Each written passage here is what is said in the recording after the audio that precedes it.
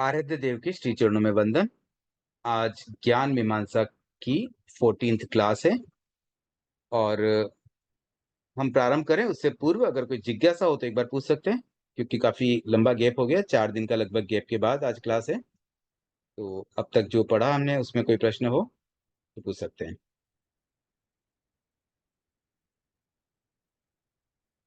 ठीक है, अब हम प्रारंभ करते हैं। कीर्ति जी, मन क्या है? मन क्या है? समतात्मक भौतिकवाद के अनुसार मानसिक क्रियाएं स्वभाव से ही भौतिक है। कारणात्मक भौतिकवाद के अनुसार मन पुद्गल का कार्य है। गुणात्मक भौतिकवाद के अनुसार मन पुद्गल का गुण है। जैन दृष्टि के अनुसार मन के दो प्रकार होते हैं, एक चेतन और दूसरा पौद्गलिक। पौद्गलिक मन ज्ञानात्मक मन का सहयोगी होता है। उसके बिना ज्ञानात्मक मन अपना कार्य नहीं कर सकता। उसमें अकेले में ज्ञान शक्ति नहीं होती। दोनों के योग से मानसिक क्रियाएं होती है। देखिए, यहाँ पर पहले तो 3 प्रकार के भौतिकवाद के अनुसार मन क्या है वो बताया गया है। तो समतात्मक भौतिकवाद, इसके अनुसार मानसिक क्रियाएं स्वभाव से ही भौतिक है। दूसरी जो एक मान्यता है कारणात्मक भौतिकवाद, जिसमें मन को पुद्गल का कार्य कहा गया है। और गुणात्मक भौतिकवाद में मन को पुद्गल का गुण कहा गया है। अब देखिए, ये जो भौतिकवाद शब्द आ रहे हैं, जो मैं समझ पाया हूं इसे, ये कोई ना कोई एक ऐसी फिलोसॉफी है जो एक सामान्य व्यवहार में चलने वाली, जैसे हम एक एजुकेशन सिस्टम स्कूलों में पढ़ते हैं उस तरह से ही ये एक भौतिकवाद का मतलब एक साइंस हो गई है। अब साइंस में भी क्या अलग अलग टाइप की ब्रांचेज होती है। तो जो लोग मेनली ये मानते हैं कि सब कुछ इक्वल होता है, समतात्मक भौतिकवाद की मान्यता में सबको इक्वलाइज माना जाता है, तो वहां पर मानसिक क्रियाओं को स्वभाव से भौतिक बताया गया है। भौतिक का मतलब पौद्गलिक ही हो जाता है।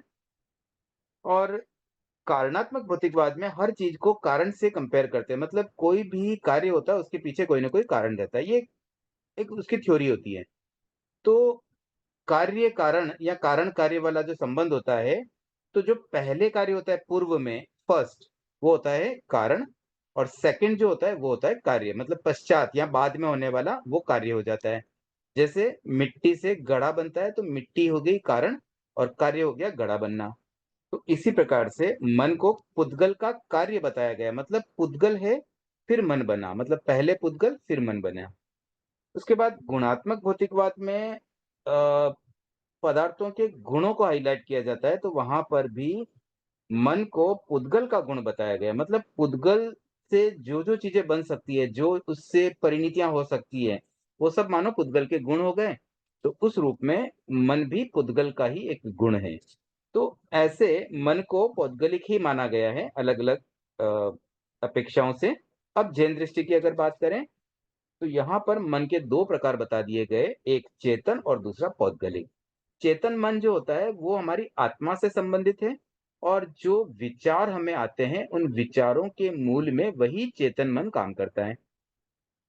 लेकिन उसके साथ साथ एक पौद्गलिक मन का भी रोल होता है, जिसे सहयोगी के रूप में हम समझ सकते हैं। और वो कैसे सहयोग करता है कि जब हमारा चेतन वाला मन, जिसको ज्ञानात्मक मन भी कहते हैं, क्योंकि ज्ञान तो चेतन का ही पार्ट है। तो जो ज्ञानात्मक मन है, जब उसमें कोई विचार आता है तो उन विचारों को एक्चुअल सोचने के लिए या उसको एक्चुअल इम्प्लीमेंट करने के लिए एक पौद्गलिक मन की आवश्यकता होती है, जो जैसे जैसे विचार आएंगे उसके अकॉर्डिंगली आकृतियां बनाता रहे। तो इस तरह से एक पौद्गलिक मन अलग माना गया, जिसे हम द्रव्य मन भी कह सकते हैं। और जो आत्मिक मन है या जो ज्ञानात्मक मन है, जिसे हम भाव मन कह सकते हैं। तो इन दोनों के योग से ही मानसिक क्रियाएं होती है। ये है जैन दर्शन की मान्यता। तो आगे बढ़े हम। कोई प्रश्न अगर आए तो बीच में हैंड रेज कर सकते हैं, कंटिन्यू करते हैं। ज्ञानात्मक मन चेतन है। वह पौद्गलिक परमाणु से नहीं बन सकता। वह पौद्गलिक वस्तु का रस गुण नहीं है। पौद्गलिक वस्तु का रस भी पौद्गलिक ही होगा। पित्त का निर्माण यकृत में होता है। यह पौद्गलिक है। चेतना न मस्तिष्क का रस है और न मस्तिष्क की आनुषंगिक उपज भी। यह कार्यक्षम और शरीर का नियामक है। आनुषंगिक उपज में यह सामर्थ्य नहीं होती। चेतना देखिए, शरीर यहाँ पर घटक। बताया गया कि ज्ञानात्मक मन जो है ना वो चेतन है, वो पुद्गलिक परमाणु से नहीं बना हुआ है। क्यों नहीं बना हुआ, उसका और आगे एक्सप्लेनेशन इस रूप में आ रहा है कि पौद्गलिक कोई वस्तु है ना, तो उसका आ, मतलब कोई पौद्गलिक वस्तु हो, उससे कोई चीज बनेगी तो उसमें कुछ पुद्गल का भाव मिलेगा। तो ये किसी ऐसी कोई पौद्गलिक वस्तु का सार या उसका कोई रस नहीं है। दूसरी बात बताई गई कि जैसे एक एग्जाम्पल दिया कि पित्त का निर्माण यकृत में होता है, इसलिए उसको पौद्गलिक माना है। ऐसे ही चेतना का निर्माण कोई शरीर का अवयव में नहीं होता, न कोई मस्तिष्क में बनती है, न कोई मतलब एक तो जिनको बोलते हैं ना, माता पिता से जो बच्चों में आते हैं, उस रूप में भी चेतना नहीं आती है। चेतना तो अब जैसे है ना, कई बार ऐसे बहुत कॉमन चीज है, कोई भी दर्शन या इवन डॉक्टर्स भी इस चीज में यही समझते होंगे कि माता पिता से जब बच्चा जन्म हुआ तो सब कुछ माता पिता से ही आया, लेकिन सब कुछ नहीं आता है। वहां से भी केवल कुछ पौद्गलिक चीजें आ रही है। मेन तो जो आत्मा है ना, वो तो कहीं और से बाहर से आई है और वहां जन्म लिया। तो एक तरह से आत्मा प्रत्यारोपित हुई है कोई अदर प्लेस से। अब उसके साथ में जब आत्मा जुड़ती है तो फिर वो पुद्गल भी अपने हिसाब से कुछ अलग क्रियाएं होती है, और उसके अकॉर्डिंगली फिर शरीर का निर्माण आदि कार्य हो पाते हैं। तो ये स्पष्ट है कि चेतना न तो पौद्गलिक है, न किसी प्रकार से शरीर में पैदा होती है। मतलब जन्म हुआ तो शरीर में चेतना पैदा हो जाए, वैसा कुछ भी नहीं है। चेतना तो बाहर से ही आई है। और ये आनुषंगिक भी नहीं है, मतलब माता पिता से भी नहीं आती है। तो इतनी स्पष्ट बात समझ लें कि ज्ञानात्मक मन जो है ना वो चेतन है, और चेतन पुद्गलों से संबंधित नहीं होता है। पुद्गल प्योरली अलग होता है, पुद्गल से चेतन नहीं बन सकता और न चेतन से पुद्गल बन सकते। चेतना शरीर घटक धातुओं का गुण होता तो शरीर से वह कभी लुप्त नहीं होती। चेतना आत्मा का गुण है। आत्म शून्य शरीर में चेतना नहीं होती, और शरीर शून्य आत्मा की चेतना हमें प्रत्यक्ष नहीं होती। हमें शरीर युक्त आत्मा की चेतना का ही बोध होता है। देखिए, फिर और बताया गया बस कि चेतना अगर शरीर घटक धातु का गुण होता तो फिर वो शरीर से इस तरह से लुप्त नहीं हो जाती। जैसे डेथ होती ना, तब कैसे एकदम से व्यक्ति, उसकी चेतना पूरी तरह से एकदम समाप्त हो जाती। मतलब अगर थोड़ी भी उसमें जैसे मान लीजिए हम कहते हैं भी बाल भी तो धीरे धीरे उड़ते हैं, तो वो धीरे धीरे उड़ते हैं, एक सेकंड में कभी नहीं उड़ेंगे किसी व्यक्ति के बाल। कभी ऐसा नहीं हो सकता कि अचानक एक दिन सारे के सारे बाल साफ हो जाएंगे। तो वैसे ही चेतना तो कैसे साफ होती है ना, जब मृत्यु आती है तो तुरंत पूरी तरह से चली जाती है। तो अगर वो शरीर का अवयव होता तो मे बी वो धीरे धीरे खत्म होती थी ओवर ए पीरियड। लेकिन ये तो आदमी चलता फिरता अचानक मरते ही सब कुछ खत्म। तो ये जो चीज हो रही है, उससे ये स्पष्ट होता है कि चेतना शरीर का मतलब पार्ट नहीं है। और इसमें ये बताया गया आत्म शून्य शरीर में चेतना नहीं होती। आत्म शून्य शरीर का मतलब क्या हुआ, डेड बॉडी, जिसमें आत्मा नहीं है, केवल शरीर है। और दूसरा बताया गया शरीर शून्य आत्मा। तो शरीर शून्य आत्मा कौन सी हुई, सिद्ध जीव। और वो हमें प्रत्यक्ष नहीं होती, क्योंकि सिद्ध जीव तो मोक्ष में ऊपर टॉप ऑफ द लोक में विराजे। वो तो हम हमें प्रत्यक्ष अभी तो नहीं हो सकती, जब हम सिद्ध बनेंगे तभी हम देख पाएंगे। तो फिलहाल तो हम जो देख पाते हैं वो है केवल शरीर युक्त आत्मा। जो भी हम यहाँ किसी से हम बात कर रहे हैं, देख रहे हैं, मिल रहे हैं, वो सारे के सारे शरीर युक्त आत्माएं हैं। जो शरीर से युक्त है, मतलब शरीर और आत्मा का जब मेल होता है तभी हम उन्हें देख पाते हैं। आगे बढ़े। वस्तु का स्वगुण कभी भी वस्तु से पृथक नहीं होता। दो वस्तुओं के संयोग से तीसरी नई वस्तु बनती है, तब उसका गुण भी दोनों के सम्मिश्रण से बनता है, किंतु बाहर से नहीं आता। उसका विघटन होने पर पुनः दोनों वस्तुओं के अपने अपने गुण स्वतंत्र हो जाते हैं। गंधक के तेजाब में हाइड्रोजन, गंधक और ऑक्सीजन का सम्मिश्रण रहता है। इसके भी अपने विशेष गुण होते हैं। इसको बनाने वाली मूल धातुएं पृथक पृथक कर दी जाए, तब वे अपने मूल गुणों के साथ ही पाई जाती है। देखिए, इस पैराग्राफ में ये बताया गया है कि कोई भी दो वस्तुएं जब मिलती है ना, तो उसमें नए गुण पैदा हो जाते हैं। जैसे आत्मा का अपना इंडिविजुअल अलग अलग गुण है और पुद्गल के अपने अपने अलग गुण हैं। लेकिन जब आत्मा और शरीर मिल जाते हैं तो फिर उनमें कुछ और नए गुण भी पैदा हो जाते हैं। एग्जाम्पल भी दिया गया, गंधक का तेजाब। तो उसमें तीन चीजें होती है, गंधक, हाइड्रोजन एंड ऑक्सीजन। अब इन तीनों की इंडिविजुअल अलग अलग प्रॉपर्टीज है, लेकिन जब ये तीनों मिलती हैं तो फिर एक नई प्रॉपर्टी बन जाती है। इसी प्रकार से एक और एग्जांपल हम ले ले, जैसे पानी। पानी बनता है हाइड्रोजन और ऑक्सीजन से। तो हाइड्रोजन गैस का अपना एक अलग मतलब उसके गुण होते हैं, और ऑक्सीजन के अलग ही होते हैं, और जब दोनों मिलती तो पानी बन जाता है, बिल्कुल नई चीज बन जाती है, नए गुण आ जाते हैं। तो वैसे ही हमें आत्मा और शरीर को समझना होगा कि जब ये साथ में मिलते हैं तो इनमें कौन से नए गुण आ जाते हैं, और जब ये अलग अलग होते हैं तो उनमें कौन से खास गुण रहते हैं। तो जब आत्मा बिना पुद्गलों की रहती है तब उसमें 8 जो मूल गुण हैं, जो हम आत्मा के 8 गुण पढ़ते हैं, जो मतलब 8 कर्मों का उनसे सीधा संबंध है। 8 कर्म आत्मा के 8 मूल गुणों का नाश करते हैं। तो इस तरीके से ये आत्मा के मूल गुण है, लेकिन जैसे शरीर मिल गया तो उसमें फिर नए गुण पैदा हो जाएंगे। इसी प्रकार से पुद्गल के अपने अलग गुण होते हैं। तो यहाँ हमें इसको इसी रूप में समझना है कि जब कोई दो चीजें मिलती हैं, पुद्गल और चेतन, तो उनमें क्या परिवर्तन होता है और उससे क्या नए गुण मिलते हैं। आगे बढ़ते हैं। आत्मा का गुण चैतन्य और जड़ का गुण अचैतन्य है। ये भी इनके साथ सदा लगे रहते हैं।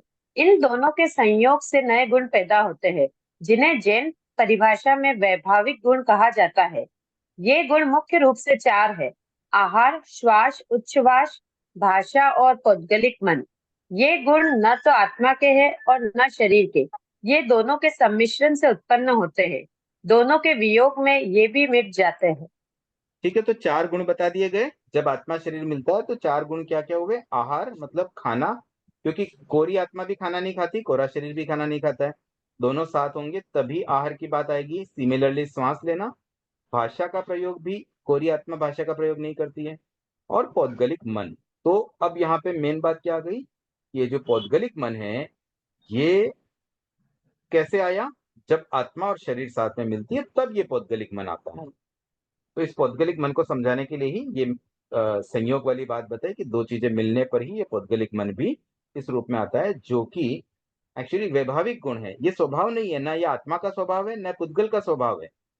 लेकिन जब दोनों मिलते हैं तो एक नई चीज आ जाती है, और वो उनमें से 4 में से एक चीज हो गई पौद्गलिक मन। तो मन क्या है, बस उसी को समझाने के लिए इसमें यही बताया गया कि 2 प्रकार के मन होते हैं। एक भाव मन, एक द्रव्य मन। भाव मन तो आत्मा का गुण है। आत्मा में जो एक पावर है जिसके द्वारा हम सोच पाते हैं, वो ज्ञानात्मक मन होता है। और दूसरा एक पौद्गलिक मन होता है, वो किसमें होगा? सशरीर आत्माओं में। मतलब जो अ, संसारी आत्माएं हैं, जो शरीर युक्त आत्माएं हैं, केवल उनमें ही ये पौद्गलिक मन हो सकता है। तो इस तरह से मन के 2 रूप है और दोनों मिलकर के काम करते हैं। कोरा भावात्मक मन अधूरा रह जाएगा, पौद्गलिक मन की भी उसे संयोग में आवश्यकता होती है। तो ये मन क्या है उस चीज को हमने समझा है, मन के स्वरूप को हमने समझा है। अब ये पूरा चैप्टर जो है ना, वो एक्चुअली मान मनोविज्ञान पर आधारित है, तो मन का ही विज्ञान है, इसलिए हम मन की एक एक चीज को समझेंगे। अब तक हमने जो पढ़ा है ना, वो बहुत बेसिक भूमिकाएं थी। हमने त्रिपुटी का स्वरूप समझा, आत्मा, कर्म और नौ कर्म, फिर शरीर चेतना का संबंध समझा। इस तरह की कुछ चीजें ये केवल बेसिक थी। अब एक्चुअली अपना मन वाली मेन बात अब शुरू हुई है। तो मन क्या है वो हमने समझा। अब आगे हम अलग अलग टॉपिक में मन के बारे में और अधिक विस्तार से समझते जाएंगे। तो यहाँ तक कोई जिज्ञासा है? चलिए आगे बढ़ते हैं। सरिता जी, आप एक बार रीड कर लें, शरीर और मन का पारस्परिक प्रभाव। शरीर और मन का पारस्परिक प्रभाव। शरीर पर मन का और मन का शरीर पर असर कैसे होता है, अब इस पर हमें विचार करना है। आत्मा अरूपी है, उसको हम देख नहीं सकते। शरीर में आत्मा की क्रिया की अभिव्यक्ति होती है। हम कह सकते हैं आत्मा विद्युत है और शरीर बल्ब है। ज्ञान शक्ति आत्मा का गुण है और उसके साधन शरीर के अवयव है। बोलने का प्रयत्न आत्मा का है, उसका साधन शरीर है। इसी प्रकार उद्धरण एवं हलन चलन शक्ति है और उसका साधन शरीर है। आत्मा के बिना चिंतन, जल और बुद्धिपूर्वक गति आगति नहीं होती तथा शरीर के बिना उनका प्रकाश अभिव्यक्ति नहीं होती। इसीलिए कहा गया है कि द्रव्य निमित्तम ही संसारिणाम वीर्य मुपजायते, अर्थात संसारी आत्माओं की शक्ति का प्रयोग पुद्गल की सहायता से होता है। एक बार यहाँ रोकूंगा। तो देखिए, शरीर और मन का आपस में क्या असर होता है, ये बात हमें समझनी है, इस बात पे विचार करना है। तो आत्मा के लिए कहा गया कि ये तो अरूपी है, हम इसे देख नहीं सकते हैं, लेकिन शरीर में आत्मा की क्रियाएं दिखाई देती हैं, उस रूप में अभिव्यक्ति हो जाती है। क्योंकि एक तो जीता जागता इंसान, उसके शरीर से जो क्रियाएं होती है उसको देख के ही हम समझ जाते हैं कि देयर इज समथिंग, कोई चेतना आत्मा है। और एक मृत शरीर होता है, डेड बॉडी होती है, उसे देख के समझ में आ जाता है कि इसमें कोई आत्मा नहीं रही। तो अरूपी होते हुए भी किसी न किसी रूप में वहां अभिव्यक्ति हो रही है। एग्जाम्पल दिया गया कि जैसे आत्मा विद्युत है और शरीर बल्ब है। अब कोई बल्ब को देख करके अगर वो बल्ब जल रहा है तो हम समझ जाते हैं कि इलेक्ट्रिक से कनेक्टेड है, स्विच ऑन है। और अगर वो बल्ब बुझा हुआ है, जल नहीं रहा है, तो हम समझ जा सकते हैं कि ये इलेक्ट्रिसिटी से अभी कनेक्टेड नहीं है। तो इसी प्रकार से ज्ञान शक्ति जो है ना, वो तो है आत्मा का गुण, और उसके साधन बनते हैं शरीर के अवयव। कैसे साधन बनते हैं? जैसे हमने कोई चीज देखी, तो आंख से देखा, तो ये साधन क्या बन गया? शरीर का अवयव है आंख। और ज्ञान कौन कर रहा है? आत्मा ज्ञान कर रही है। तो इनका एक कॉम्बिनेशन होता है, शरीर के अवयवों के साधन को साधन के रूप में प्रयोग करते हुए ज्ञानात्मक आत्मा अपने मतलब ज्ञान को उजागर कर पाती है, जान पाती है। अब जैसे बोलने का प्रयत्न भी एक्चुअली आत्मा का होता है। हम ऐसे देखें भी शरीर बोल रहा है, लेकिन शरीर बोल नहीं सकता, डेड बॉडी से तो बोला ही नहीं जाता है। तो मेन प्रयत्न तो आत्मा ही कर रही है, लेकिन उसमें साधन कौन बना? मुंह बना, उसके जो भी अवयव बने बोलने में सहायक। इसी प्रकार से चिंतन, जल्प और बुद्धिवर्धक गति आगति, ये तीन चीजें बताई गई। चिंतन का मतलब हो गया मन की प्रवृत्ति, जल्प का मतलब हो गया वचन की प्रवृत्ति, और बुद्धिपूर्वक गति आगति शरीर की प्रवृत्ति, मन वचन काय की प्रवृत्ति। तो ये आत्मा के बिना नहीं हो सकती। आत्मा है तभी ये तीनों चीजें पॉसिबल है। तो आत्मा इनिशिएट करती है। आत्मा ने मन में अगर मतलब आत्मा ने कहा कि बोलो तो शरीर बोल पाएगा, आत्मा ने कहा सोचो तो शरीर सोच पाएगा, आत्मा ने कहा कुछ करो तो शरीर कुछ कर पाएगा। तो ये जो भी हम बोलते हैं ना, मन वचन काय योग के रूप में हम कई बार इन तीन शब्दों का प्रयोग करते हैं, वही शब्द यहाँ आ रहे हैं। चिंतन मतलब सोचना, जल्प का मतलब होता है कहना, और बुद्धिवर्धक गति आगति का मतलब यहाँ बुद्धिवर्धक क्यों लिखा गया? जैसे पेड़ पौधे भी हिलते रहते हैं, लेकिन उसको इसमें समावेश नहीं किया गया है, मतलब इंटेंशनली हिलना डुलना। तो शरीर की प्रवृत्तियां उस रूप में ही काय प्रवृत्ति कहलाएगी। कोई मान लो ऐसे ही वायु काय के जीव भी, जैसे ऐसे ही वायु चल रही है, साथ साथ में वायु, तो उसकी गति को काय योग नहीं कहते हैं। काय योग में तो तभी होगा जब वो इंटेंशनली कुछ हलचल करें। तो इस तरह से यहाँ बुद्धिपूर्वक गति आगति, ये तीन चीजें आत्मा के बिना पॉसिबल नहीं है।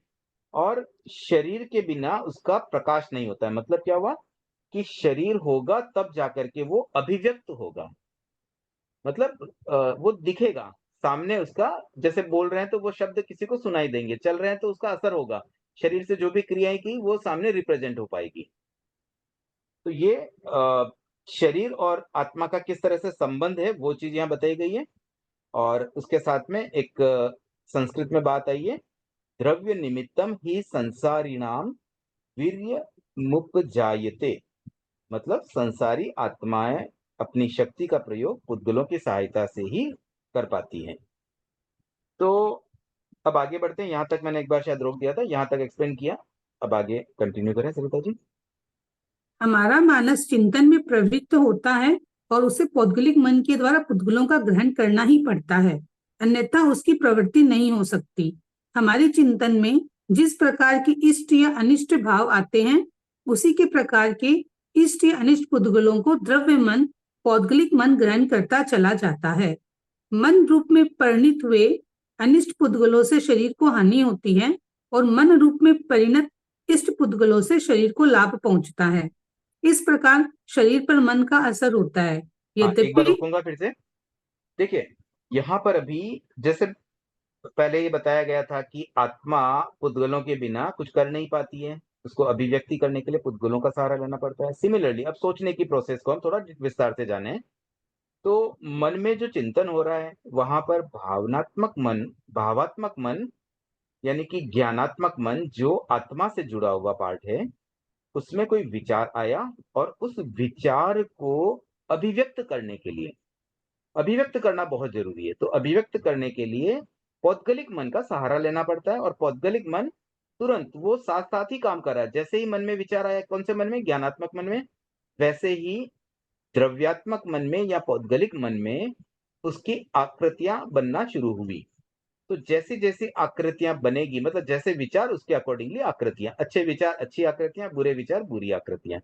तो मन की जो आकृतियां बन रही हैं, अब यही आकृतियां एक्चुअली शरीर पर असर डालती है।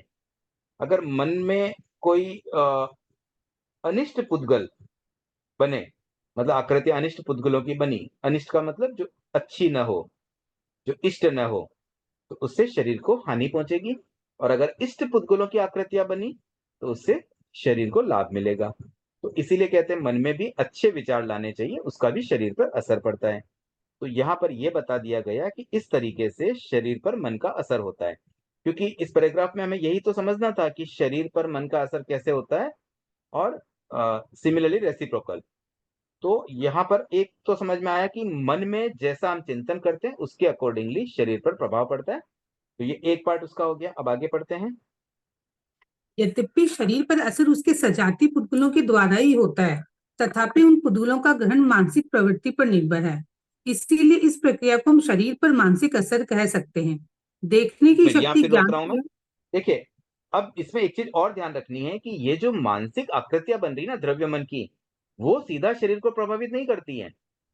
शरीर को प्रभावित तो जो शरीर के पुद्गल होंगे, जो कर्म वर्गणाएं होती है ना 8 प्रकार की, उसमें औदारिक वर्गणा होगी, तो औदारिक शरीर को उसी से प्रभावित कर पाएगी। जैसे हम बोलते हैं शरीर को हानि हुई, तो क्या हानि हो सकती है? एक एग्जांपल लेते हैं। मान लीजिए किसी ने मन में बुरे विचार लाया, मतलब कुछ हीन भावना आ गई, नेगेटिव थॉट लाया, तो फिर क्या होता है, उसका जो चेहरा है ना वो थोड़ा मुरझा जाता है। वो कैसे मुरझाएगा? उसकी कोशिकाएं कुछ मतलब क्षीण हो जाएगी, कुछ कोशिकाएं कम पड़ जाएगी, तभी तो चेहरा मुरझाएगा। और अगर इसके विपरीत मान लीजिए कोई अच्छी चिंतन के साथ एकदम कोई बढ़िया बात मन में आ जाती है, हम एकदम प्रफुल्लित हो जाते हैं। तो जैसे हम प्रफुल्लित होते हैं, तो औदारिक वर्गणा के पुद्गल एक्चुअली हमारे चेहरे को और ज्यादा स्माइलिंग बना देता है। मतलब ऐसा नहीं कि खाली स्माइलिंग उसी से आ जाती, कई चीजें पुद्गलों का ग्रहण तो निरंतर चलता रहता है। शरीर का निर्माण का जो प्रोसेस है ना, वो भी कंटिन्यूअस प्रोसेस है। तो प्रतिपल पुद्गल आ रहे हैं औदारिक वर्गणा के भी। तो जैसा हम सोचते हैं ना उसके अकॉर्डिंगली हमारे शरीर में भी वैसे चेंजेस एक्चुअल आते रहते हैं। तो यहाँ ये बताया गया है कि जो मानसिक वर्गणा के पुद्गल है, मनोवर्गणा के पुद्गल है, उससे शरीर प्रभावित नहीं होता। शरीर का प्रभावित तो औदारिक वर्गणा से ही होगा, लेकिन फिर भी वो कनेक्शन हो जाता है। जैसे मानसिक वर्गणा के पुद्गल होते हैं उसके अकॉर्डिंगली फिर शरीर के पुद्गल भी, शरीर वर्गणा के पुद्गल भी वैसे ही अट्रैक्ट हो जाते हैं, और उसके अकॉर्डिंगली हमारे शरीर में लाभ या हानि पहुंच सकती है। तो कई बार ऐसा होता है कि मानसिक चिकित्सा में जैसे कोई फिजिकल बीमारी का इलाज भी मानसिक रूप से पॉसिबल हो जाता है। कई बार कोई व्यक्ति, जैसे कोई बहुत बीमार है, बुखार है, और अगर मन में एक अच्छे भाव भी रखता है तो वो जल्दी ठीक हो जाता है। और एक कोई एकदम नेगेटिव सोच लिया है कि अब पता नहीं, मैं तो अब मर ही जाऊंगा, मैं कैसे जीवित रह पाऊंगा, तो उसको ठीक होने में भी और अधिक समय लग जाता है।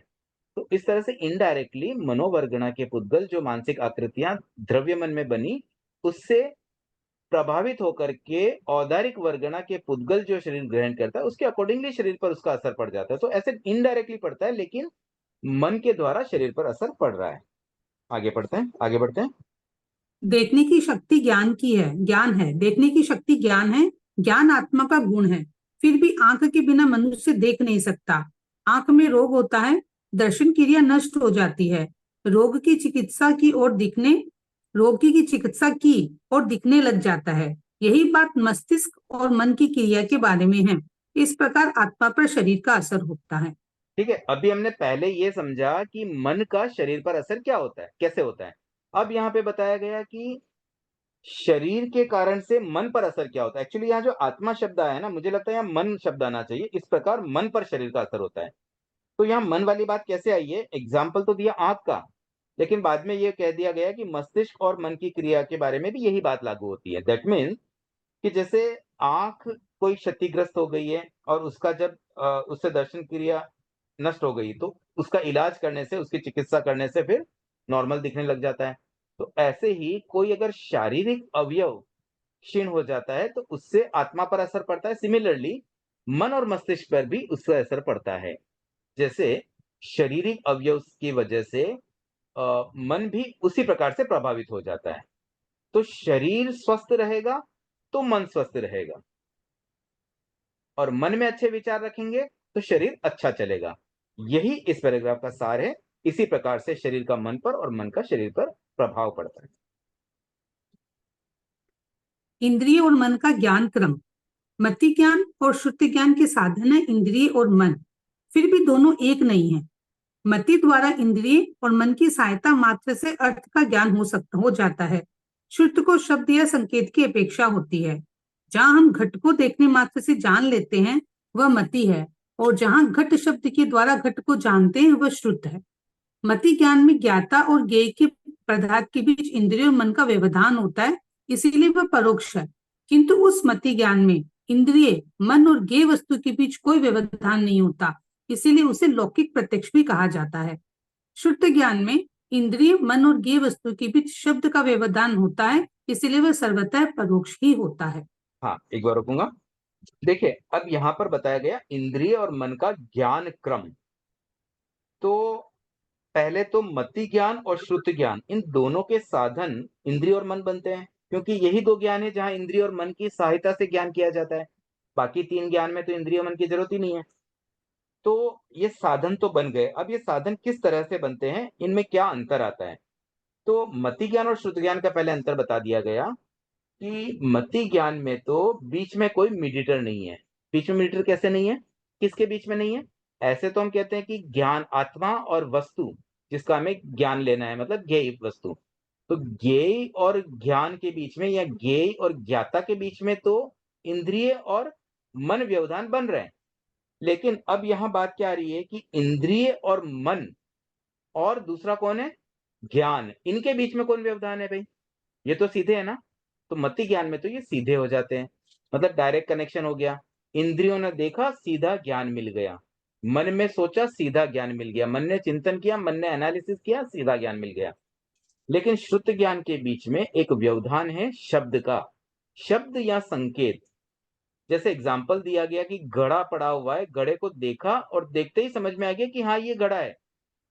लेकिन श्रुत ज्ञान में घड़ा शब्द आना जरूरी है, क्योंकि वहां पर फिजिकल हम घड़े को देख नहीं रहे। घड़ा शब्द जब हमने सुना तब हमें घड़े का ज्ञान हुआ। कोई हमें कोई बात कहेगा तो वो शब्द सुनेंगे तभी हम वो बात जान पाएंगे। तो वहां शब्द बीच में एक व्यवधान कह सकते हैं।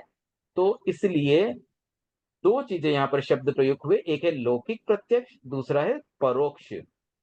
तो ऐसे तो दोनों ही ज्ञान परोक्ष ही है। प्रत्यक्ष ज्ञान तो अवधि, मनपर्य और केवल ज्ञान को कह सकते हैं, क्योंकि वो एक्चुअली प्रत्यक्ष है। कैसे प्रत्यक्ष है? क्योंकि आत्मा सीधा जानती है। अब मति और श्रुति में तो मन और इंद्रिय बीच में आती है, तो ऐसे देखा जाए तो वो परोक्ष ही है। लेकिन सामान्यतया हम जो लोक व्यवहार में देखते हैं ना, तो आंखों से देखा, सीधा जान लिया, तो आंखें तो मानो उसका एक पार्ट लगती है हमें। तो उसे माध्यम एक बार न माने तो उस अपेक्षा से ये लौकिक प्रत्यक्ष हो जाती है, क्योंकि और कोई माध्यम नहीं है, बस आंखें हैं और आंखों से सीधा ज्ञान किया, तो ये सीधा प्रत्यक्ष ही हो गया। लेकिन ये लौकिक प्रत्यक्ष है, रियल प्रत्यक्ष तो नहीं है। रियल प्रत्यक्ष तो वो तीन ज्ञान ही होते हैं। तो ये तो हो गई बात मति ज्ञान के संबंध में। लेकिन श्रुत ज्ञान में तो वो भी नहीं कह सकते। वो इसलिए नहीं कह सकते क्योंकि इंद्रिय मन भी सीधा नहीं जान रही है, वहां भी शब्द या संकेत का बीच में माध्यम बन जाता है। तो वो सर्वतः, मतलब ऑलवेज वो परोक्ष ही है। तो श्रुति ज्ञान को सर्वतः परोक्ष कहा गया है और मति ज्ञान को लौकिक प्रत्यक्ष कहा गया है। लौकिक प्रत्यक्ष आत्म प्रत्यक्ष की भांति समर्थ प्रत्यक्ष नहीं होता, इसीलिए इसमें क्रमिक ज्ञान होता है। वस्तु के सामान्य दर्शन से लेकर उसकी धारणा तक का क्रम इस प्रकार है। ज्ञाता और ज्ञेय वस्तु का उचित सन्निधान, व्यंजन। वस्तु के सर्व सामान्य रूप का बोध, दर्शन। वस्तु के व्यक्तिनिष्ठ सामान्य रूप का बोध, अवग्रह। वस्तु स्वरूप के बारे में अनिर्णायक विकल्प, संशय। वस्तु स्वरूप का परामर्श, वस्तु में प्राप्त और अप्राप्त धर्मों का पर्यालोचन, इहा, निर्णय की चेष्टा। वस्तु स्वरूप का निर्णय, अवाय, निर्णय। वस्तु स्वरूप की स्थिर अवगति या स्थिरीकरण, धारणा, निर्णय की धारा। ठीक है, अब एक बार रोकता हूं। देखिए, यहाँ ये बताया गया कि लौकिक प्रत्यक्ष और आत्म प्रत्यक्ष में बड़ा अंतर क्या है। आत्म प्रत्यक्ष में तो सीधा जान लिया गया, मतलब तुरंत 1 सेकंड में देख लिया। अवधि ज्ञान है, तुरंत पता चल गया, वहां कोई दूसरा प्रोसेस की जरूरत नहीं है। लेकिन मति ज्ञान के संबंध में वहां एक प्रोसेस होता है। वो प्रोसेस इसलिए है क्योंकि वहां कोई ना कोई माध्यम है, एक प्रोसेस सिस्टम के थ्रू उसको ज्ञान हो पाता है। तो ये सिस्टम यहाँ दिया गया है, उसकी क्या स्टेप्स है। तो सबसे पहले होता है व्यंजन। व्यंजन का मतलब हुआ कि विषय का स्पर्श। किसके स्पर्श होगा? इंद्रियों के। तो इंद्रियों द्वारा विषय को छूना, ये हो गया व्यंजन। उसके बाद में दर्शन होता है। दर्शन मतलब सामान्य बोध। ज्ञान और दर्शन वाला जो दर्शन है ना, वही दर्शन यहाँ आया है। तो एक सामान्य बोध, जैसे ही छुआ सामान्य बोध तो हो गया। अब विस्तार से जब जानना हो तब फिर वो सब बातें आती है जिसमें हम उसका एनालिसिस करते हैं, निर्णय करते हैं, वो सब विस्तार ज्ञान की बात है। तो दर्शन तो मानो सबसे पहले ही हो जाता, तो जैसे ही व्यंजन हुआ और फिर दर्शन हो गया, और उसके बाद अर्थावग्रह होता है। तो उसके सामान्य रूप का जो प्रारंभिक बोध होता है, एकदम प्राथमिक नॉलेज जो हुआ, वो है अवग्रह, जिसको हम अर्थावग्रह भी कह सकते हैं। यहाँ पर अवग्रह शब्द ले लिया, ऊपर व्यंजन शब्द लिया, उसको व्यंजनावग्रह भी कह सकते हैं, लेकिन यहाँ व्यंजन ले लिया क्योंकि अवग्रह को यहाँ सेपरेट ही कर दिया गया कि वो तो बस व्यंजन था, खाली टच हुआ, उसमें कोई ज्ञान नहीं हुआ है। विषय टच हुआ, उससे कुछ नहीं हुआ, बस एक उसको ग्रहण हो गया। तो जैसे उसने ग्रहण किया प्रथम बार, वो व्यंजन हुआ, उसके बाद में सामान्य बोध हुआ, वो दर्शन हुआ। अब तीसरी स्टेप में होता है उसका अर्थबोध, सामान्य रूप का अर्थबोध, प्रारंभिक नॉलेज, वो हो गया अवग्रह। फिर जब आगे बढ़ते हैं तो यहाँ पर एक अनिर्णायक विकल्प, मतलब संशय की स्थितियां कब आती है कि जैसे हमने कोई चीज देखी, देख करके संशय हुआ कि ये चीज ये है कि वो है। सो देर इज सम कंफ्यूजन। हमने कोई चीज टेस्ट की, टेस्ट करके कंफ्यूजन हुआ कि ये काजू की कतली है कि बादाम की कतली, थोड़ा कंफ्यूजन हुआ। फिर हम आगे बढ़े और उस पर परामर्श किया। परामर्श कैसे करते हैं कि सोचते हैं अच्छा ये टेस्ट तो थोड़ा काजू से मैच हो रहा है, हमने काजू की ये चीज खाई, उसमें भी सिमिलर टेस्ट लग रहा है। तो ऐसे परामर्श करने पर हम विभिन्न धर्मों का पर्यालोचन करते हैं, मतलब जो पॉसिबिलिटीज हो सकती है उसमें पॉजिटिव नेगेटिव, वो सब छांटने के बाद अन्वय व्यतिरेक आदि के द्वारा डिफरेंट डिफरेंट तरह की जब एनालिसिस हो जाता है, तो फिर हम एक तरह से वहां निर्णय की चेष्टा कर रहे हैं। We are trying to find the final decision. तो उसमें जो भी हमारा एनालिसिस पार्ट चल रहा है वो इहा के अंतर्गत आ गया। और फिर जब हम निर्णय तक पहुंचते हैं तो वो कहलाता है अवाय।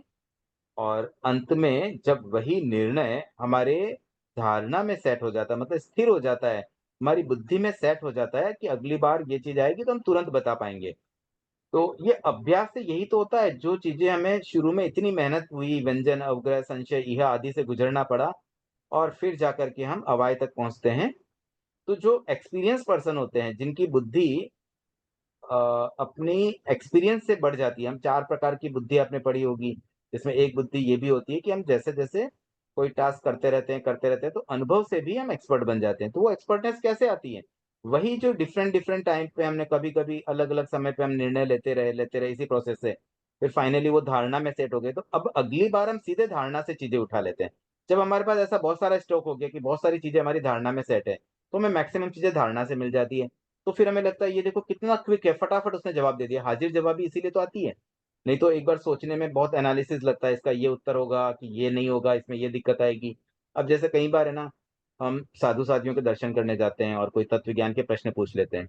तो कुछ भाई बहन तो ऐसे होते हैं ना कि कोई प्रश्न पूछा तो एकदम सोचते हैं।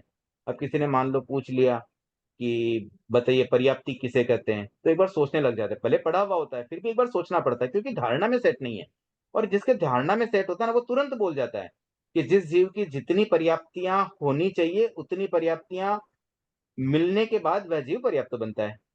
तो ऐसे कोई भी बात तुरंत बोल पाना वो धारणा की वजह से पॉसिबल होता है। जब नया नया फ्रेश फ्रेश पढ़ते हैं ना, तो हमें बहुत उस पर मेहनत करनी पड़ती है, बहुत एफर्ट लगाने पड़ते हैं, तो उसमें हम यही सारे प्रोसेस से उस समय गुजरते हैं। तो ये जितने भी प्रोसेस दिए ना, इसमें 2 प्रोसेस ऐसे हैं जो, तो दर्शन जो है ना वो अनिर्णायक पार्ट है, मतलब उसमें कुछ फाइनल नहीं हो पाता, वो एक बहुत रफली हमने कोई चीज देखी है।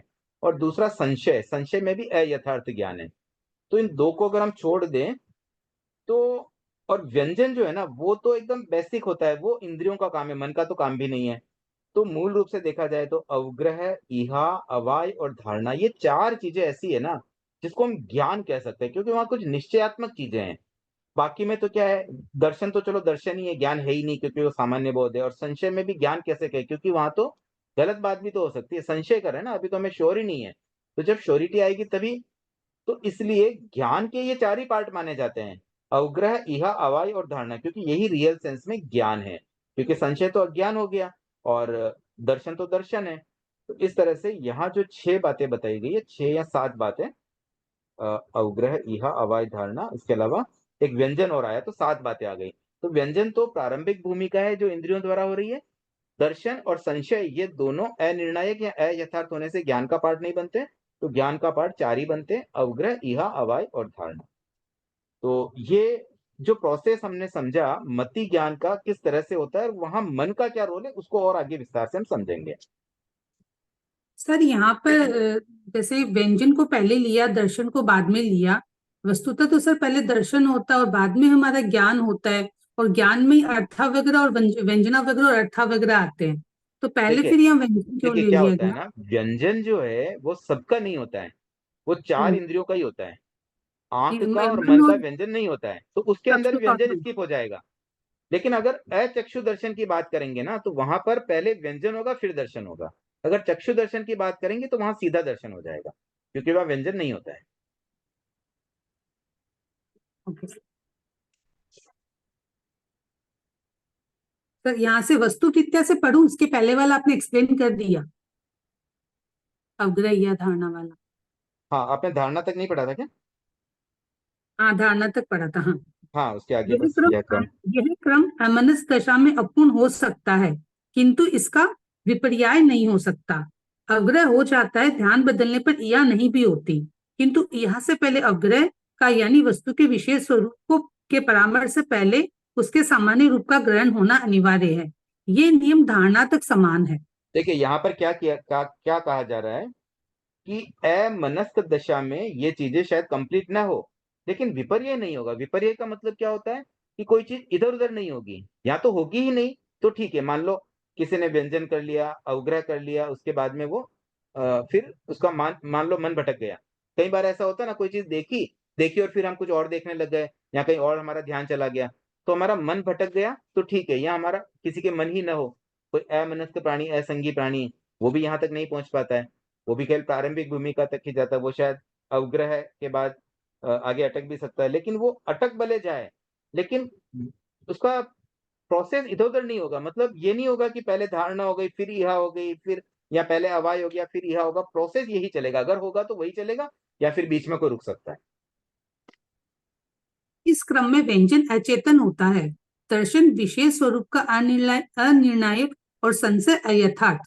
निर्णायक ज्ञान की भूमिका चार है: अवग्रह, इहा, अवाय और धारणा। ठीक है, ये वस्तु एक्सप्लेन हो ही गया था, आगे बढ़ते हैं। वस्तु विद्या निर्णय की भूमि अवाय है। अवग्रह और इया निर्णयोन्मुख या स्वरूपांश के निर्णायक होते हैं। धारणा निर्णय का स्थिर रूप है, इसलिए वह भी निर्णायक होती है। धारणा के तीन प्रकार है: अविच्युति, वासना और स्मृति। हाँ, एक बार रोकूंगा। देखिए ये चार भूमिकाएं तो बता दी, निर्णायक ज्ञान की तो चार ही भूमिकाएं, अवग्रह, यह, अवाय और धारणा। और उसमें भी ये बता दिया गया कि अवग्रह और इहा जो है ना, वो निर्णयोन्मुख है, मतलब निर्णय के लिए अभिमुख है। अभी तक निर्णय हुआ नहीं, बस निर्णय करने की भूमिका, निर्णय करने से पूर्व भूमिका है। या स्वरूपांश है, स्वरूप का अंश है, अभी तक स्वरूप पूरी तरह से उजागर नहीं हुआ है। तो मूल रूप से निर्णय की भूमिका तो केवल अवाय की ही है, और अवाय के बाद जो धारणा बनती है वो एक स्थिर रूप मिल जाता है, और इसलिए वो भी निर्णायक वाली भूमिका में ही आती है। तो मानो निर्णय तो हमारा अवाय में हो ही गया, लेकिन उसके बाद उसको और अधिक मजबूती मिली धारणा में। अब धारणा के यहाँ तीन प्रकार बताए गए हैं, अविच्युति, वासना और स्मृति। इसको पहले हम पढ़ लेते हैं, फिर मैं इसका एक्सप्लेन आगे करने का भाव रखता हूँ। अविच्युति, निर्णीत विषय में ज्ञान की प्रवृत्ति निरंतर चलती रहे, उपयोग की धारा न टूटे, उस धारणा का नाम अविच्युति है। इस अविच्युति की अपेक्षा से ही धारणा लौकिक प्रत्यक्ष है। उसके उत्तरवर्ती दो प्रकार प्रत्यक्ष नहीं है। वासना, निर्णय में वर्तमान ज्ञान की प्रवृत्ति उपयोग का सातत्य छूटने पर प्रस्तुत ज्ञान का व्यक्त रूप चला जाता है, उसका अव्यक्त रूप संस्कार रह जाता है और यही पूर्व ज्ञान की स्मृति का कारण बनता है। इस संस्कार ज्ञान का नाम है वासना। स्मृति, संस्कार उद्भूत होने पर अनुभूत अर्थ का पुनर्बोध होता है, वह स्मृति है। देखिए ये 3 वासना शब्द यहाँ पर आए हैं, इनका अर्थ समझ लेते हैं। क्या होता है ना, जैसे हम मति ज्ञान के द्वारा कोई चीज जान लेते हैं और जानने के बाद वो हमारी धारणा में बन गई।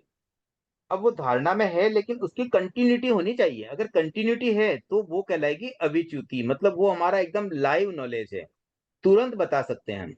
जैसे मान लीजिए कोई प्रतिक्रमण प्रतिदिन करता है, उस व्यक्ति को अगर 6 महीने बाद, 2 साल बाद में प्रतिक्रमण की कोई पार्टी पूछी जाए या उनसे ये पूछा जाए कि पक्की पे कितने लोगस का ध्यान होता है, लोगस की पार्टी में लोगस के पाठ में चौथे पद में क्या शब्द आते हैं, वो तुरंत बता देंगे, क्योंकि उन्हें वो सारी चीजें बिल्कुल कंटिन्यूस चल रही है।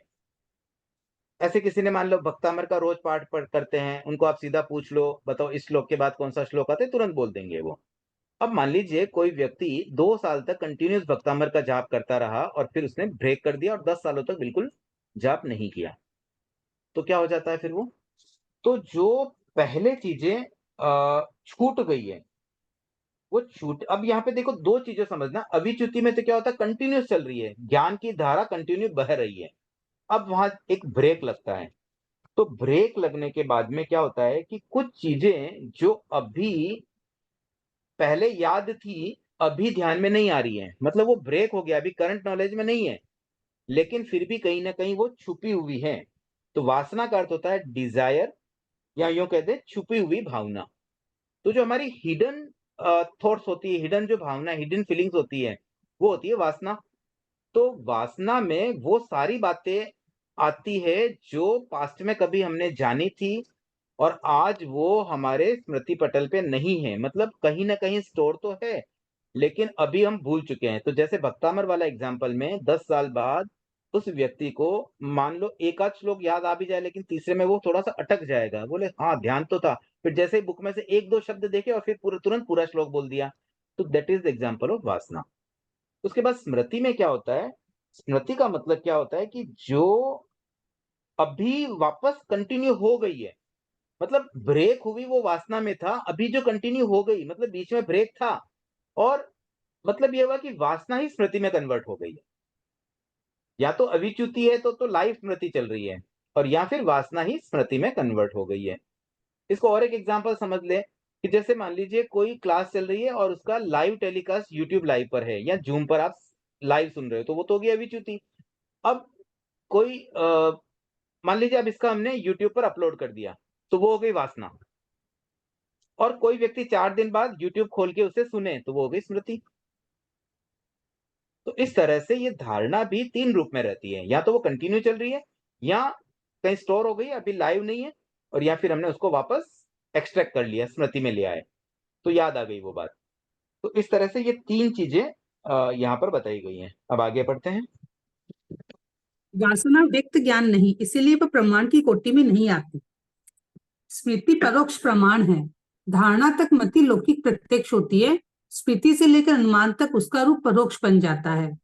हाँ एक मिनट, यहाँ पर मैं थोड़ा सा इंटरप्ट करूंगा। वासना व्यक्त ज्ञान नहीं है क्योंकि वो अव्यक्त है, हमने याद किया था बट अभी याद नहीं है। कई बार ऐसे बोलते हैं ना, महाराज पूछ लेते भाई आपको, बच्चों को जैसे कई बार पूछते हैं कि आपको ये सब कुछ याद है क्या, प्रतिक्रमण याद है क्या? हाँ महाराज याद तो किया था लेकिन अभी याद नहीं है। तो ये हो गई वासना का रूप। तो उसको कोई प्रमाण नहीं मानेंगे, तो ये प्रमाण की कोटि में आता ही नहीं, न प्रत्यक्ष प्रमाण है न परोक्ष प्रमाण है। देखो प्रमाण 2 तरह के होते हैं।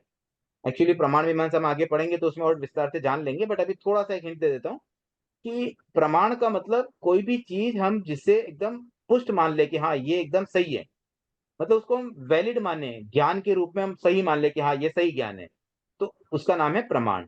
अब प्रमाण 2 तरह के होते हैं, एक तो प्रत्यक्ष प्रमाण होता है, एक परोक्ष प्रमाण होता है।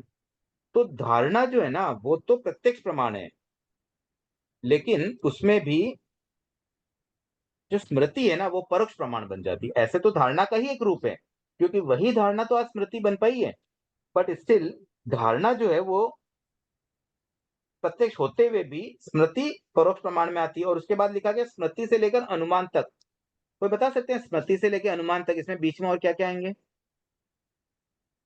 प्रतिभिज्ञा, आगम, ये सब चीजें आती हैं इसमें। नहीं, ये सब नहीं आएगा, प्रतिविज्ञा आएगा, लेकिन इसका एक सीरियल होता है। ठीक है, आप अगर हाँ ये एक बार ओपन कर सके, मन का कार्य, हाँ, सब उसमें आया हुआ है लाइन, हाँ। उसमें ये शब्द तो आए हुए हैं, स्टार्टिंग में, इहा, हाँ अवाय, धारणा, स्मृति, हाँ, प्रत्यभिज्ञा, तर्क, अनुमान और आगम। आगम, हाँ। ये टोटल 8 बातें आ रही हैं। तो देखो इसमें इहा, अवाय और धारणा, ये है प्रत्यक्ष ज्ञान। उसके बाद स्मृति, प्रत्यभिज्ञा, तर्क और अनुमान। तो यहाँ जो बात आई ना स्मृति से लेकर अनुमान तक, तो इसका मतलब स्मृति, हम्म, प्रत्यभिज्ञा, तर्क और अनुमान, 4 चीजें आ गई है। और उसके आगे आगम जो आ रहा है ना, वो आगम अगेन वो एक अलग तरह का प्रमाण है। तो ये 3 तरह के प्रमाण हो जाते हैं, एक प्रत्यक्ष प्रमाण, एक परोक्ष प्रमाण, और आगम को तो कहते हैं भी ये तो स्वतः प्रमाण है, उसमें कोई प्रत्यक्ष परोक्ष की बात ही नहीं है। आगम मतलब तीर्थंकर की वाणी, आप्त वाणी।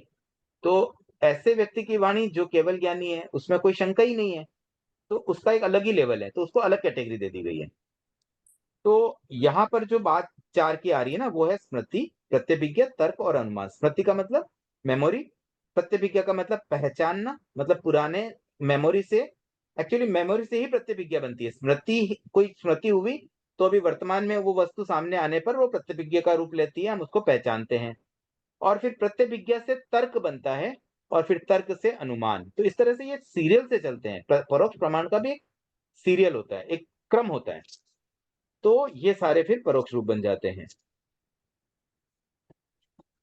चक्षु और मन का ज्ञान क्रम पटु होता है, इसीलिए उनका व्यंजन नहीं होता।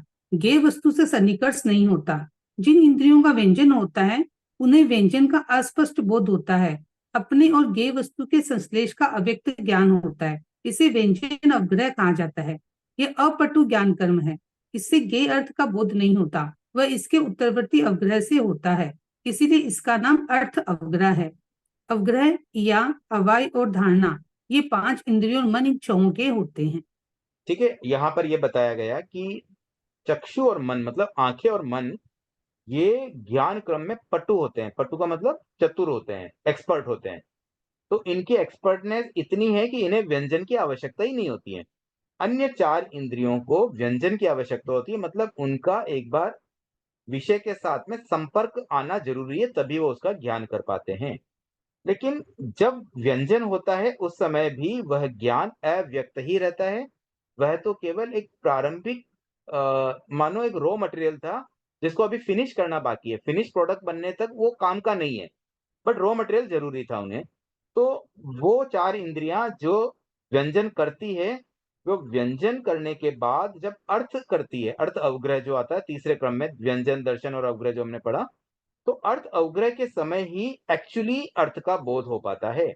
और ये अर्थ अवग्रह तो इन 6 का ही होता है। 6 कौन? 5 इंद्रिय और एक मन। तो उसके बाद अवग्रह, इहा, अवाय और धारणा, ये भी इन 6 के होते हैं। तो इंद्रियों के साथ मन की बात, यहाँ मेन मन की ही बात बताई जा रही है। तो इनका ज्ञान क्रम अगर देखें तो मन के संबंध में यूं समझ लें कि यहाँ व्यंजन तो नहीं होता है, लेकिन अर्थ अवग्रह होता है, और फिर अर्थ के बाद, अवग्रह के बाद इहा, अवाय और धारणा, ये भी मन के ही कार्य हैं। ठीक है, जिज्ञासा के क्रम में हेमा जी। सर ये समझ में नहीं आया, एक बार कोई एग्जांपल से आप एक्सप्लेन कर दीजिए ना। कौन सा वाला? अभी जो समझा रहे हैं आप, देखिए, व्यंजन का अर्थाग्रह मतलब और क्या होता है? कोई विषय का टच होना। जैसे जीभ पर हमने कोई चीज रखी, जैसे हलवा हमने टेस्ट करना है, जीभ पे रखा, तो जीभ के जैसे हलवा टच हुआ ना, तो वो टच होना व्यंजन कहलाता है। ठीक है, ये केवल 4 इंद्रियों में होता है, मतलब आंख को छोड़ करके अन्य 4 इंद्रियों में। कान, कान में शब्द पढ़ना जरूरी है। दूर पड़ा, दूर कोई शब्द है ना, जब तक कान में नहीं पड़ेगा हम सुन नहीं पाएंगे। नाक में भी स्मेल जाना जरूरी है, अंदर स्मेल जानी चाहिए। इसी प्रकार से जीभ के भी टच होना चाहिए, और स्पर्श में भी एकदम टच होगा तभी हमें समझ में आएगा। दूर से पता नहीं चलेगा, दूर से केवल आंखें ही देख पाती है। तो आंखें और मन तो बिना व्यंजन के ही काम कर जाती है। तो यहाँ यही बताया गया है कि ये दोनों एक्सपर्ट है। आंखें इतनी एक्सपर्ट है कि कोई विषय आंखों के अंदर स्पर्श होगा, आंखों के टच होगी, जैसे ये उंगली आंख के टच होगी तब मैं देख पाऊं, वैसा नहीं है, मैं दूर से ही देख पा रहा हूँ। लेकिन इस उंगली को मैं जब तक स्किन के टच नहीं करूंगा ना, मुझे पता नहीं चलेगा कि मेरे मेरे हाथ में ये खुरदरा है कि नहीं। हाँ, आंखों से देख के मैं बता सकता हूँ कि ये स्मूथ है कि खुरदरा है, लेकिन टच करने से जो सेंस होगा ना मेरा स्पर्श इंद्रिय वाला, वो तभी एक्टिवेट होगा जब पहले मैं व्यंजन करूं। अब यहाँ बात ये बताई गई है कि व्यंजन के समय में तो अव्यक्त बोध होता है, खाली टच होने से नहीं पता चलता है। उसके बाद जब अर्थावग्रह होता है तब एक्चुअल अर्थ का बोध होता है।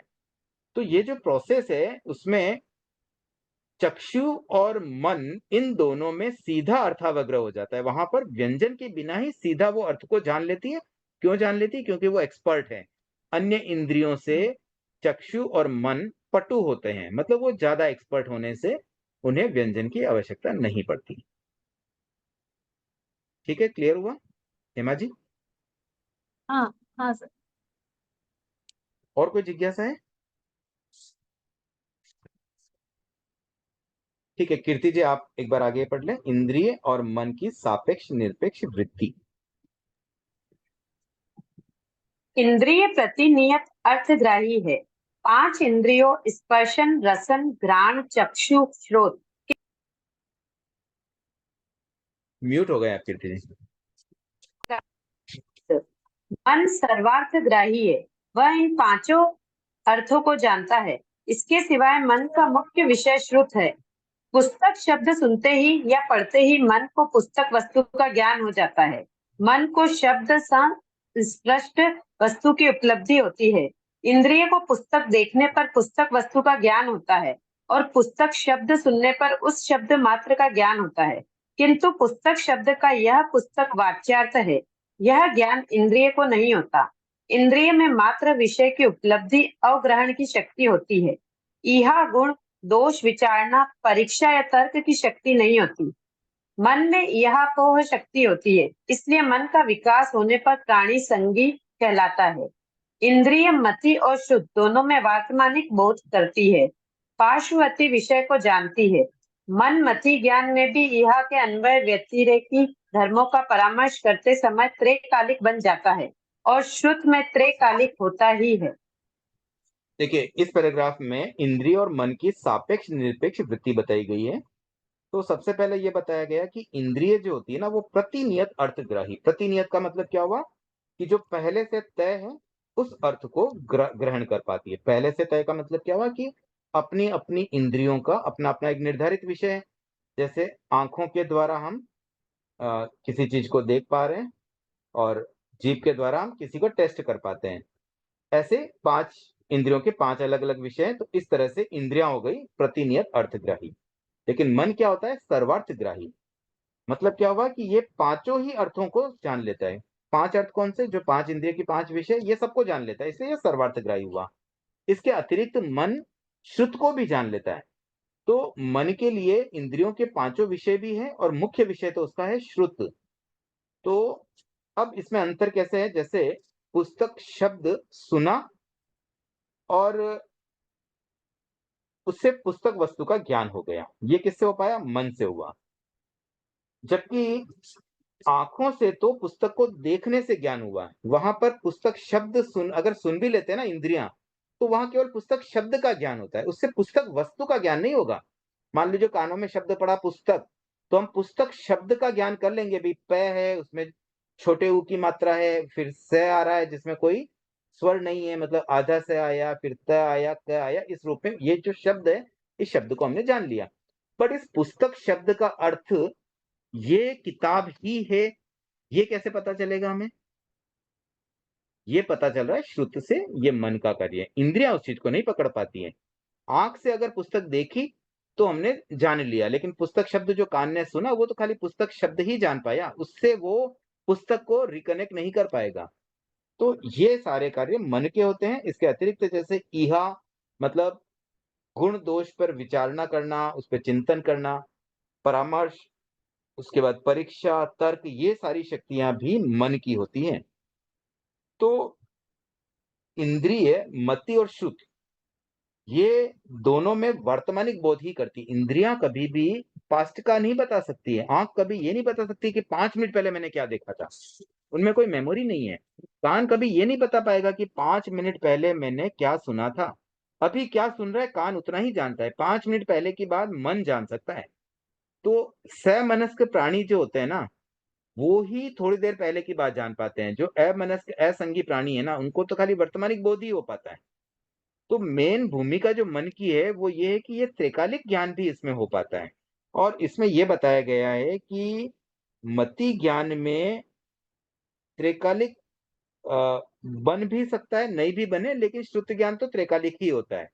तो इस तरह से मन के द्वारा ही त्रैकालिक ज्ञान पॉसिबल है, इंद्रियों के द्वारा तो केवल वर्तमानिक ज्ञान ही होता है। तो यहाँ पे 2-3 जो मुख्य अंतर है इंद्रिय और मन की, उसकी सापेक्ष और निरपेक्ष गति उससे समझ में आएगी कि एक तो इंद्रियों के द्वारा तो अपने अपने विषय का ग्रहण होता है, जबकि मन सभी विषयों को ग्रहण कर सकता है। दूसरा, इंद्रियों के द्वारा जो विषय वर्तमान में है वो केवल उसको ही पकड़ पाएगी, जबकि मन त्रैकालिक होता है। और तीसरी बात यह है कि जो वाच्यार्थ संबंध है वो मन ही एस्टेब्लिश कर सकता है। इंद्रिया तो जो चीज जैसी वैसी बता देगी, पुस्तक को देखा तो ये बता देगी हाँ ये एक पुस्तक है, ये उसमें कुछ लिखा हुआ है वो पढ़ लेगी, उसका कलर बता देगी, लेकिन पुस्तक क्या होती है वो आंख को नहीं पता। इसी प्रकार से पुस्तक शब्द को कान सुनकर के यही बता पाएगा कि व्हाट इज पुस्तक शब्द, पुस्तक का अर्थ कान को नहीं पता। तो ये सारे कार्य कि कोई शब्द का क्या अर्थ होता है उसका एक संबंध होता है कि पुस्तक से वो रिकॉल होना कि देयर इज ए बुक, जिसमें पेज पलटते हैं, इसमें बहुत सारी चीजें लिखी रहती है, ये सब मन का कार्य। तो ये 3 मेजर उसमें डिफरेंस हो जाते हैं। और एक्चुअली इंद्रिया और मन साथ में काम करती है, तभी वो सही रूप से सारी चीजें हम समझ पाते हैं। बट यहाँ पर उनको खोल खोल के बता दिया गया कि मन का रोल कहाँ है, इंद्रियों का रोल क्या है, और मन किस तरह से काम करता है और इंद्रिया किस तरह से काम कर रही है। ठीक है, समय है, आगे बढ़ते हैं। कोई जिज्ञासा है? और सर हाँ ये हेमा जी। सर हाँ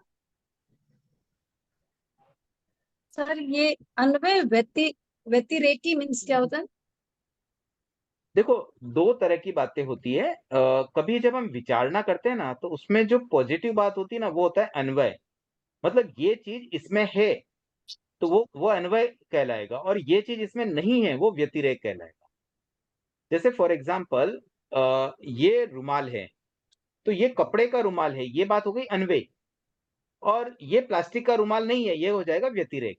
तो जब हम इहा करते हैं ना, जब चिंतन करते हैं, तो चिंतन में दोनों तरह की बातें आती हैं कि हम जब एनालिसिस करते हैं, मुझे फाइंड आउट करना पड़ता है कि ये क्या चीज है। तो मैं देखता हूँ ये कपड़े का है, तो ये हो गया मेरा अन्वय। फिर मैंने सोचा नहीं ये प्लास्टिक का नहीं है, इसको मैं तोड़ नहीं पा रहा हूँ, ये फ्लेक्सिबल है, तो तोड़ नहीं पा रहा हूँ, ये हो गया व्यतिरेक। ये फ्लेक्सिबल है, ये हो गया अन्वय। तो जो भी पॉजिटिव विचारणा आती है ना, ये जो क्वालिटी उसमें है वो अन्वय गुण होता है। और जो क्वालिटी उसमें नहीं है, क्योंकि कोई चीज नहीं है उससे भी हम एनालिसिस कर पाते हैं। हम्म भी जैसे अभी क्लास में मुझे कोई पुरुष नहीं दिख रहे हैं, तो अब मैंने एनालिसिस किया पुरुष नहीं दिख रहे हैं, तो फिर मेरा रिजल्ट क्या निकला, इसका मतलब यहाँ महिलाएं अधिक है। तो अब पुरुष नहीं दिख रहे, पुरुष तो यहाँ है ही नहीं, फिर भी मैं पुरुष की बात कर रहा हूं, तो वो व्यतिरेक धर्म की बात हुई। ठीक है, क्लियर हुआ? Thank you. हाँ हाँ प्रियंका जी। सर मन में एक वो शक्ति होती है, इसका मतलब क्या हुआ? एक बार फिर से दोहराएंगे? मन में इहापोह शक्ति होती है, कहाँ है ये? ये नीचे से फोर्थ लाइन, नीचे से ओके। फोर्थ लाइन है इहा ये। पोह शक्ति होती, इहा हाँ। पोह का मतलब होता है चिंतन करना, मतलब ये है ये ओके। नहीं है, इस तरह का सोच पाना, वो मन में शक्ति होती है। आंखें ऐसा नहीं कर सकती, अच्छा। इंद्रियां ऐसा नहीं कर सकती, इंद्रिया और मन का कंपैरिजन है। ओके। और एक ये लास्ट लाइन है, जैसे धर्मों का परामर्श करते समय त्रिकालिक बन जाता है और श्रुत में त्रिकालिक होता ही है, तो ये हाँ चीज। देखो, मति ज्ञान में क्या होता है ना, जब हम अन्वय व्यतिरेकी धर्मों का परामर्श करते हैं, मतलब जब हम ये एनालिसिस करते हैं ना कि यहाँ पर ये चीज है हम्म। ये नहीं है, तब हम पास्ट से भी कंपेयर करते हैं, इसलिए वो त्रिकालिक बन जाता है। और श्रुत में तो तो त्रिकालिक मन का होता तो ही है, मतलब त्रिकालिक। श्रुत में ऑलवेज त्रिकालिक ही अच्छा। होता है। अच्छा, कैसे मतलब क्या सर? होता मन है का ना, तो मन त्रिकालिक। में, मन के देखिए, मन के 4 कार्य हैं, सबसे पहले अवग्रह है, हम्म, फिर इहा है, फिर अवाय और धारणा है। तो इहा धारणा। अवग्रह के समय तो मन वर्तमानी की है, क्योंकि अभी हमने कोई चीज जानी, सामने अच्छा। देखी, तो वो अवग्रह हुआ, तो वो तो वर्तमानिक है। लेकिन जब हम इहा करते हैं ना, हम्म। तब इहा में वो त्रैकालिक बनता है। यही बात अच्छा। यहाँ बताई गई कि अन्वय व्यतिरेकी धर्मों का परामर्श कब करते हैं, हम इहा में करते हैं, और उसके बाद फिर अवाय तक हम्म। पहुंचेंगे। हम्म। ठीक है। तो वहां त्रैकालिक कैसे बनता है? जैसे हमने कोई क्वालिटी पहले देखी हुई है तो हम उससे कंपेयर करते हैं कि नहीं नहीं, उस दिन जो आया था वो व्यक्ति तो ये नहीं लग रहा, ये तो कोई नया व्यक्ति है। अच्छा हाँ, परसों आया था, ये तो वही आदमी है। तो परसों तो वो रामलाल जी आए थे, तो ये रामलाल हुआ इसका मतलब। इस तरह का जो परामर्श चल ये रहा है ना तो हमारा किसी चीज को देखने के बाद, वो पार्ट में त्रिकालिक भी आ जाता है। ये तो मन का हो गया ना सर, तो मन की तो बात त्रिकालिक। चल रही है यहाँ पे। देखिए, मन पर के लिए तो श्रुत में लिखा है, भी मन मति त्रिकालिक ज्ञान होता में भी ही। इहा के अन्वय व्यतिरेकी धर्मों का परामर्श करते समय त्रिकालिक बन जाता है। हाँ, श्रुत में त्रिकालिक होता ही है, मतलब मन के ये लिए ही इसका लिखा गया, समझ मन नहीं भी आया। श्रुत में त्रिकालिक होता ही है। अच्छा अच्छा क्योंकि अच्छा, श्रुत में ओके। त्रिकालिक कैसे होगा? अभी तो हमने शब्द सुना पुस्तक। हम्म, अब पुस्तक शब्द से हमने हाँ। पुस्तक को इमेजिन कैसे किया? क्योंकि मेरा पास्ट नॉलेज था।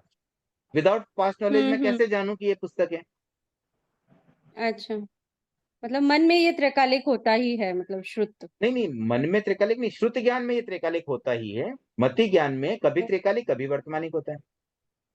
हाँ हाँ हाँ, तो समझ में आ गया सर। चलिए, और कोई जिज्ञासा थी? कीर्ति जी, आपने भी अंडरस्टैंड किया था, आई थिंक सो। नहीं सर, वही yes। ठीक है, एक टॉपिक नहीं, समय तो हो गया है, अभी आज के लिए इतना ही रखते हैं। मन इंद्रिय है या नहीं, ये हम नेक्स्ट क्लास में करते हैं। आज काफी कम हो पाया वैसे। चलिए, तो और कोई प्रश्न हो तो भले एक आध प्रश्न ले सकते हैं, नहीं तो आज के लिए फिर हम इतना ही रखते हैं।